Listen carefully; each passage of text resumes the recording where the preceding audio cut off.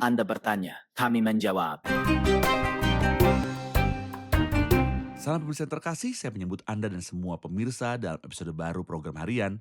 Anda bertanya, kami menjawab, di mana kami mencoba semampu kami dengan kasih karunia Tuhan untuk menjawab semua pertanyaan yang berkaitan dengan iman Kristen, Alkitab, dan juga kehidupan Kristen. Pertanyaan di dalam episode hari ini terkait dengan pribadi Kristus dan inkarnasinya.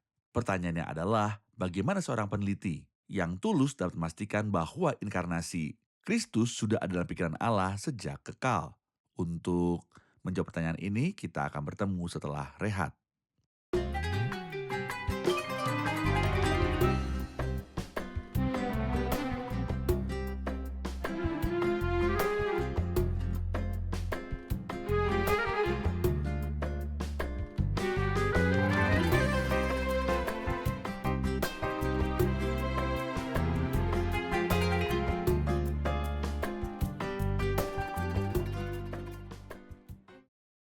Apakah ada persiapan sebelumnya untuk kedatangan Kristus dalam daging? Bagaimana dengan kitab-kitab perjanjian lama? Dan saya juga pertanyaan lain, bagaimana dengan kekekalan dalam hal persiapan untuk kedatangan Kristus? Untuk menjawab pertanyaan ini, kita akan bahas dua judul, persiapan kekal dan persiapan nubuatan. Dan ketika saya mengatakan persiapan kekal, yang saya maksud adalah apa yang sedang dipersiapkan Allah dalam kekekalan mengenai kedatangan Kristus dan inkarnasi Kristus.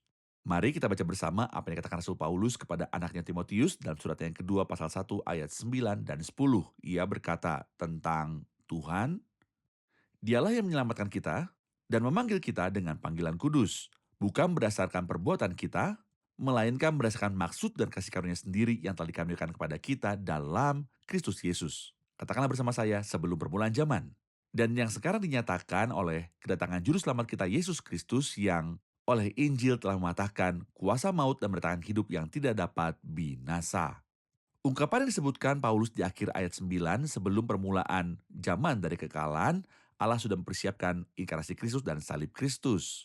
Jadi Allah menyelamatkan kita dan memanggil kita kepada panggilan yang kudus bukan menurut perbuatan kita.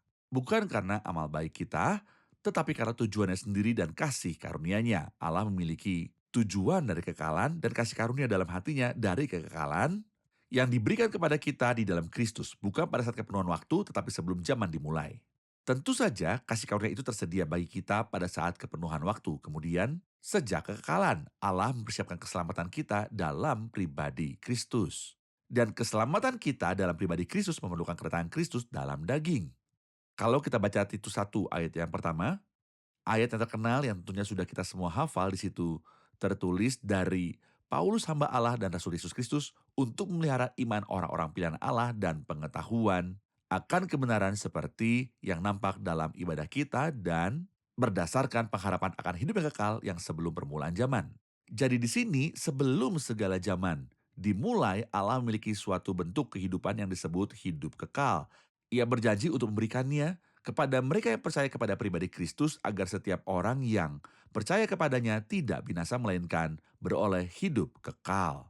Dalam dua ayat ini, baik 2 Timotius 1 ayat 9-10 maupun Titus 1 ayat yang pertama, ada penyebutan tentang kekekalan, tujuan-tujuan Allah dalam kaitannya dengan karya Kristus di atas salib sudah dipersiapkan sebelum segala zaman dimulai.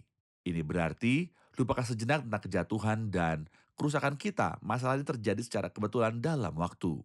Allah sudah mempersiapkan keselamatan melalui Kristus sejak kekekalan agar kita menerima hidup Kristus yang memampukan kita untuk berada secara kekal di hadapan Allah. Hidup ini disebut hidup kekal. Karena alasan ini Titus berkata tentang hal itu, hidup yang kekal yang sebelum permulaan zaman sudah dijanjikan oleh Allah. Tetapi ada juga yang disebut sebagai persiapan nubuat. Kita telah berbicara tentang persiapan kekal, sekarang ada persiapan nubuat. Dan kita tahu bahwa ada firman-firman dalam Alkitab dalam perjanjian lama tentang pribadi Kristus dalam 3 gambaran. Ada nubuat-nubuat, simbol-simbol, dan bayangan-bayangan. Dalam perjanjian lama ada banyak nubuat tentang pribadi Kristus. Ada nubuat tentang di mana dia akan dilahirkan di Bethlehem. Ada nubuat tentang kapan dia akan dilahirkan. Ada nubuat tentang kapan dia akan mati. Dan setelah 62 minggu, Kristus akan disingkirkan, padahal tidak ada salahnya apa-apa seperti yang disebutkan dalam Daniel Pasal 9 banyak nubuat tentang pribadi Kristus. Saya akan menyebutkan beberapa ketika dia berkata dalam Kejadian 3 ayat 15 perkataan Tuhan Allah kepada ular. Aku akan mengadakan permusuhan antara engkau dan perempuan ini, antara keturunanmu dan keturunannya. Keturunannya akan meremukkan kepalamu, dan engkau akan meremukkan tumitnya. Keturunannya akan meremukkan kepalamu, dan engkau akan meremukkan tumitnya. Siapakah yang akan datang untuk meremukkan kepala ular? Pribadi Kristus yang tentangnya Paulus berkata dalam Ibrani 2 supaya oleh kematiannya ia memusnahkan dia yaitu iblis yang berkuasa atas maut.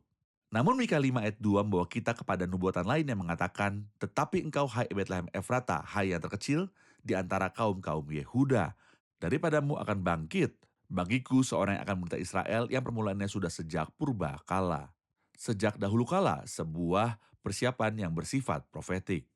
Nubuat-nubuat telah disebutkan sebelumnya di mana Kristus akan lahir di Bethlehem. Namun apakah nubuat-nubuat tersebut menyebutkan siapa namanya dan bagaimana ia akan lahir? Apakah dari seorang pria dan seorang wanita atau hanya dari seorang wanita? Ya, disebutkan di mana? Di Yesaya 7 ayat 14. Apa yang dikatakan di Yesaya 7 ayat 14? Kita membaca, sebab itu Tuhan sendirilah yang akan memberikan kepadamu suatu pertanda. Sesungguhnya seorang perempuan muda mengandung dan akan melahirkan seorang anak laki-laki.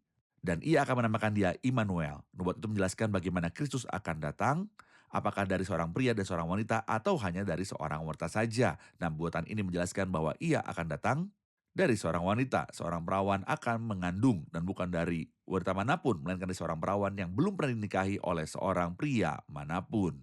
Dan di situ tepatnya akan dilahirkan di Bethlehem, di Mika 5 ayat 2, di situ tepatnya namanya Immanuel. Apa arti dari Immanuel? Matius memberitahu kita penafsiran nama ini yang berarti Allah beserta kita.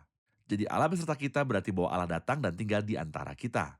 Kita terbiasa mengatakan bahwa Allah menyertai kita dalam keadaan kesulitan kita, tapi ini bukanlah arti dari kata Allah beserta kita. Itu berarti bahwa Allah yang tinggal di surga, Tuhan yang tinggal dalam kekekalan datang dan tinggal di antara kita. Atau seperti yang dikatakan dalam Yohanes 1, dan firman itu telah menjadi manusia dan tinggal di antara kita. Kedatangan Kristus dalam bentuk manusia di tengah-tengah kita, kediamannya di antara kita. Kemudian nubuat-nubuat persiapan kenabian menjelaskan di mana ia akan dilahirkan di Bethlehem. Mereka menentukan siapa nama yang akan diberikan kepadanya, yaitu Immanuel. Jika kita membaca Yesaya pasal 9, kita akan menemukan 5 nama ketika ia berkata, sebab seorang anak telah lahir untuk kita, seorang putra telah diberikan untuk kita, lama pemerintahan ada di atas bahunya dan namanya disebutkan orang, penasihat ajaib, Allah yang perkasa, Bapa yang kekal, Raja damai. Dan mohon fokus pada kata seorang anak telah lahir untuk kita, seorang putra telah diberikan untuk kita. Jadi dia akan lahir pada kegenapan waktu adalah anak yang kekal. Dia adalah anak Allah. Sejak kekal, tapi dia akan lahir pada kegenapan waktu. Siapakah namanya? Namanya akan disebut penasihat ajaib, Allah yang perkasa, Bapa yang kekal, Raja damai. Dan ketika Kristus datang, perkataan para nabi digenapi di dalam dia, maka sudah sewajarnya Kristus berkata kepada mereka, kamu menyelidiki kitab-kitab suci. Kitab-kitab suci memberikan kesaksian tentang aku, dan sudah sewajarnya Kristus menarik perhatian pada para pengikutnya, pada apa yang sudah ditunjukkan oleh kitab-kitab para nabi mengenai Kristus. Dan saya akan menemui Anda pendengar terkasih dengan pertanyaan baru di episode baru. Semoga Tuhan menyertai Anda. Anda bertanya, kami menjawab.